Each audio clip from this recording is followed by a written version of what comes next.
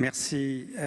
Voilà, on continue cette construction, cette réflexion qui est destinée à prémunir les crises qui pourraient venir. Et au cœur de la filière, il y a l'humain et il y a une fragilité. Et le thème de notre plateau fil rouge, il a été abordé par Guillaume Faury tout à l'heure. C'est comment la fragilité de l'humain s'impose dans l'équation de la chaîne de production.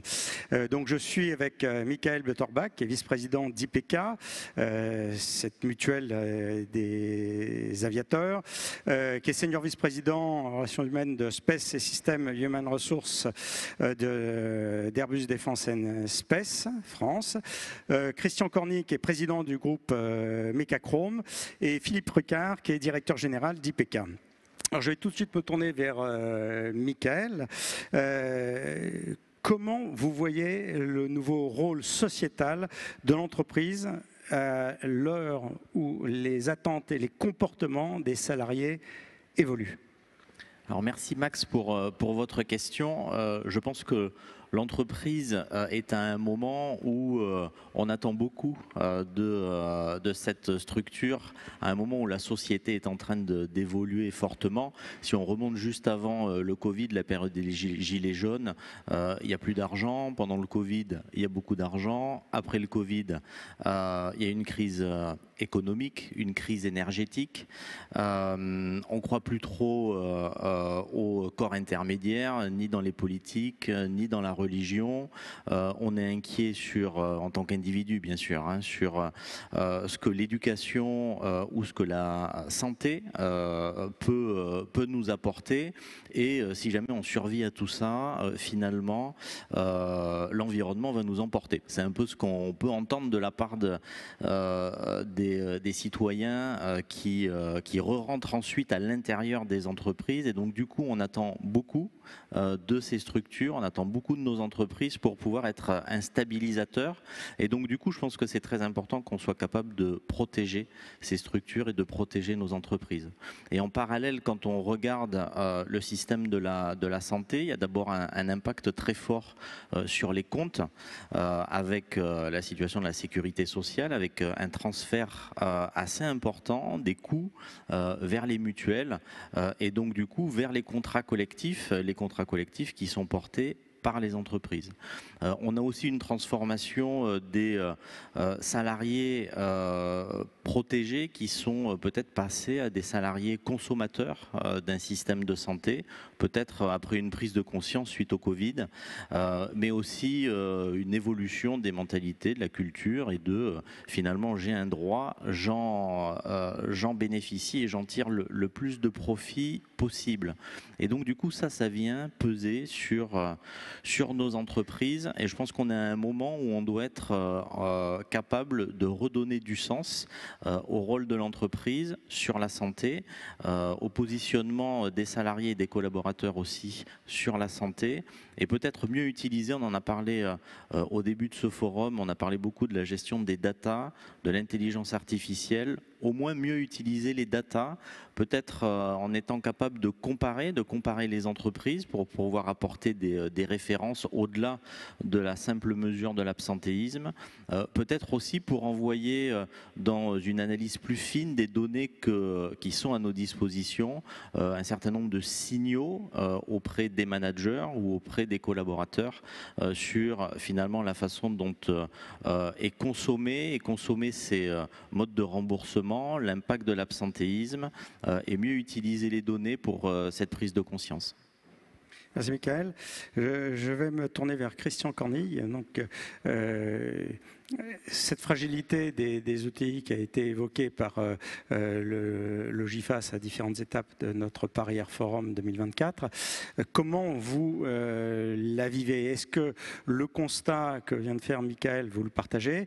Et est-ce qu'une structure comme une mutuelle qui se préoccupe de la santé et quelque part du bien-être des personnes qui travaillent dans une entreprise, ces data dont ils ont une connaissance plus fine, c'est quelque chose qui pourrait vous aider dans la gestion humaine de l'entreprise?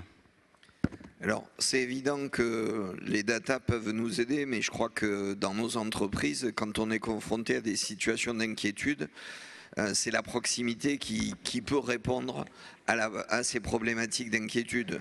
On est une communauté d'hommes et de femmes dans nos entreprises et il faut trouver la maille élémentaire dans laquelle le dialogue s'instaure pour que le salarié d'abord comprenne ce qui se passe dans l'entreprise. C'est vrai que Michael a parlé de beaucoup d'incertitudes qui nous viennent de l'extérieur dans nos entreprises et on a besoin plus que jamais de nos managers dans nos entreprises qui soient capables d'être à l'écoute, qui soient capables d'être des vecteurs qui rassurent, des vecteurs qui expliquent. Et moi je pense que plus que jamais le management dans nos entreprises a un rôle très important, en particulier dans le domaine de l'aéronautique, parce qu'aujourd'hui on est un métier de savoir. Ce métier de savoir a besoin de se transmettre. C'est un métier aussi avec une culture très forte, la culture de la sécurité des vols. Tous ces éléments-là qui ont fait le succès de notre filière, parce que les défis se sont réalisés grâce à des technologies, mais aussi à des hommes et des femmes qui ont réussi à dépasser toutes ces difficultés. Et je pense que le rôle du manager de proximité est extrêmement important dans ce système parce que c'est lui qui est capable de rassurer, c'est lui qui est capable d'expliquer tout ce qui se passe à l'extérieur de l'entreprise, qui impacte l'entreprise, mais sur lequel on a finalement cette capacité de dialogue de proximité qui permet pas d'enlever les menaces qui pèsent sur l'entreprise, qui pèsent sur chacun des éléments du corps social, mais qui permet au moins de les comprendre. Et une fois qu'on a compris un phénomène, on est déjà plus fort et on est déjà plus robuste. Alors pour revenir à ce qu'on disait sur la santé, c'est un élément capital. On a vu au moment du Covid à quel point ça pouvait être un élément déstabilisant de nos sociétés. Donc effectivement, le fait de posséder un certain nombre d'informations mises à notre disposition pour pouvoir anticiper et là aussi éduquer nos salariés sur des phénomènes qui peuvent être là aussi très anxiogènes, hein, parce que quand on parle de sa santé, de la santé de ses proches, ça devient très vite très anxiogène, et pouvoir objectiver un certain nombre de situations par les data, c'est aussi une évolution vers laquelle il faut qu'on aille, même si on sait que ces data, comme elles sont personnelles, elles sont très difficiles à manipuler. Et nous, on voit cette évolution avec les mutuelles de manière extrêmement positive. Merci Christian. Je me tourne vers Philippe Ricard, qui est le directeur général d'IPUCA, donc la mutuelle de l'aéronautique. Plusieurs fois, le terme d'anxiété, anxiogène, a été utilisé. L'absentéisme, est-ce que ça peut être, donc qui fait partie des data, est-ce que ça peut être un thermomètre pour comprendre la situation de stress des personnels dans une entreprise ?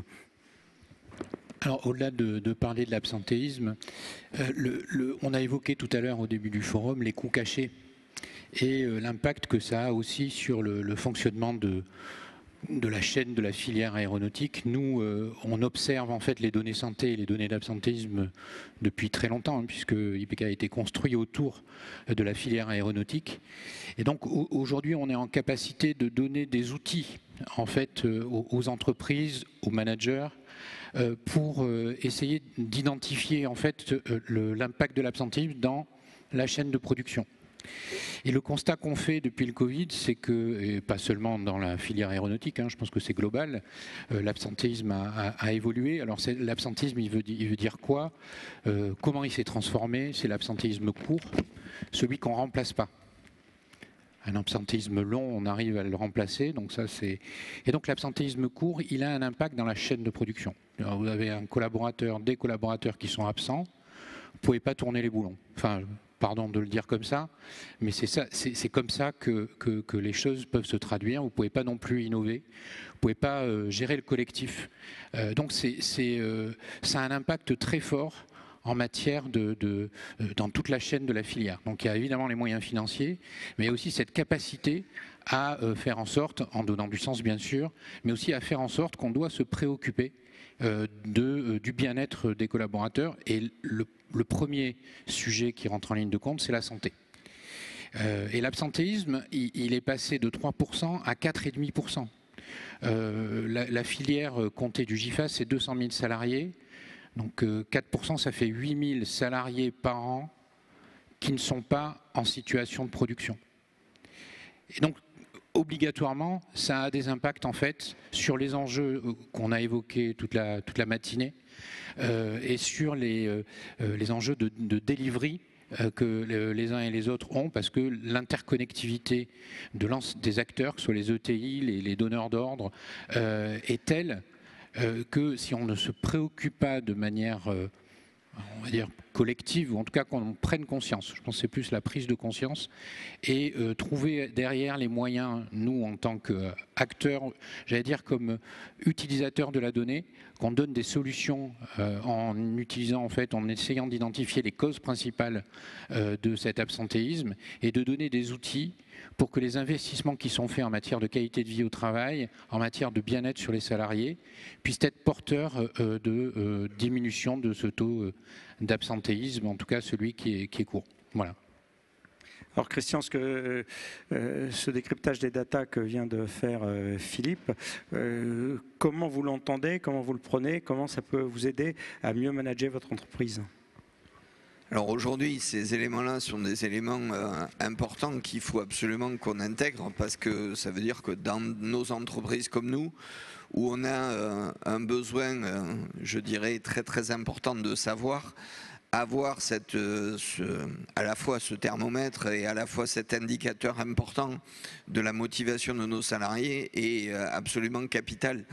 Donc c'est là où, quelque part, encore une fois, le management de proximité qui est là sur le terrain doit saisir ces indicateurs-là, doit être capable de mettre plus de proximité à cet instant-là pour avoir une meilleure compréhension de tout ce qui se passe dans son écosystème, que ce soit à l'intérieur de l'entreprise comme à l'extérieur de l'entreprise, parce que ces phénomènes-là qu'on décrit sont parfois des phénomènes qui sont intrinsèques à ce qui se passe dans l'entreprise, mais aussi à ce qui se passe à l'extérieur de l'entreprise.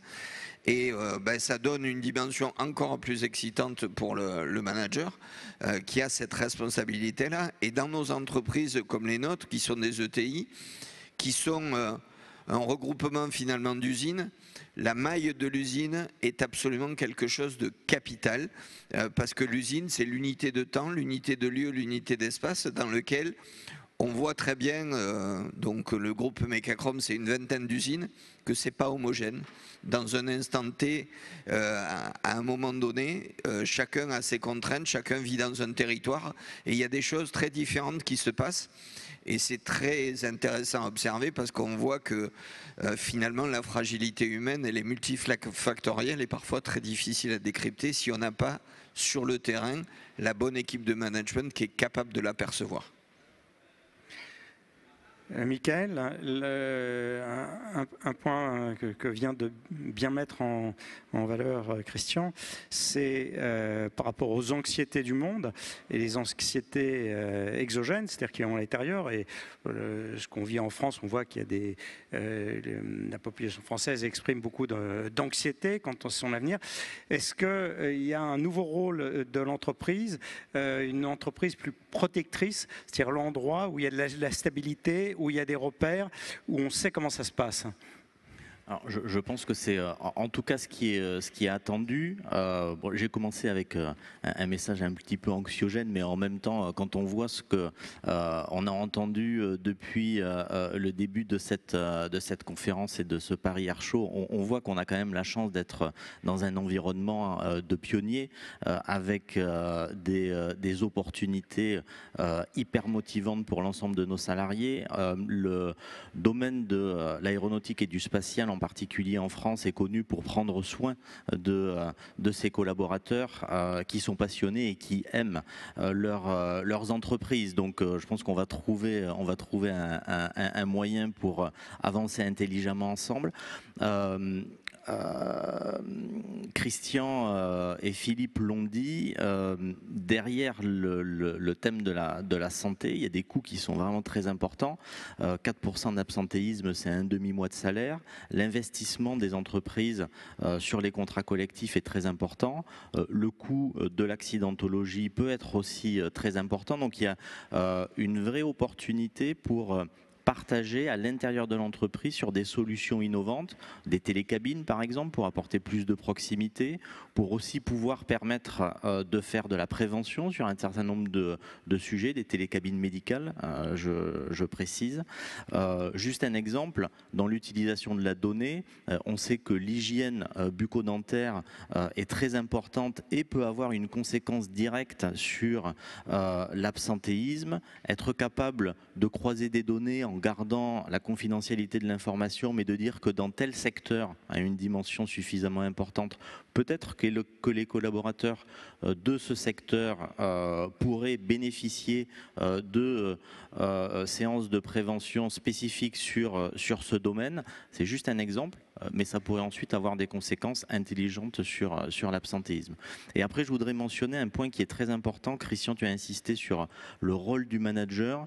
On a aussi un aspect très important dans nos entreprises qui est le dialogue social. Le rôle des partenaires sociaux est essentiel sur ce thème de l'absentéisme et sur ce thème de la santé à l'intérieur de nos entreprises. Les accords collectifs qui permettent de couvrir à un certain niveau les salariés de l'aéronautique et du spatial sont négociés avec les partenaires sociaux, sont généralement négociés de manière très intelligente. Philippe, tu représentes l'IPK. L'IPK est une structure paritaire. Ça veut dire quoi? Ça veut dire qu'elle est gérée de manière commune entre les organisations syndicales et les organisations employeurs, ce qui montre qu'on est capable de trouver sur ces sujets-là des terrains d'entente avec les partenaires sociaux, et le dialogue social, sans parler de ce qui s'est passé ce dimanche et de faire un lien avec la politique, mais dans nos entreprises, le dialogue social doit certainement pouvoir donner un certain nombre d'exemples sur l'importance de la communication à l'intérieur de nos sociétés. Donc, travailler à soulager la souffrance des collaborateurs, et donc ça peut avoir un impact positif sur l'ensemble de la société, donc ça c'est le rôle social de l'entreprise, mais également ça permet d'être plus productif au sein de l'entreprise, dans une filière dont on sait qu'il va y avoir des échéances de plus en plus lourdes. Il y a une montée en cadence qui est prévue. Alors c'est surtout de très belles opportunités, hein, au-delà de cadences importantes, et puis au-delà de la souffrance, c'est surtout être dans la prévention et s'assurer que finalement le bien vivre à l'intérieur de l'entreprise est correctement géré. Et je pense que ce qu'on a pu encore une fois voir en début de matinée sur l'aventure de l'aéronautique et du spatial qui s'offre à nous est une motivation énorme pour l'ensemble de nos collaborateurs. Merci. Eh bien, nous allons continuer cette marche du Paris Air Forum. Merci à tous les trois.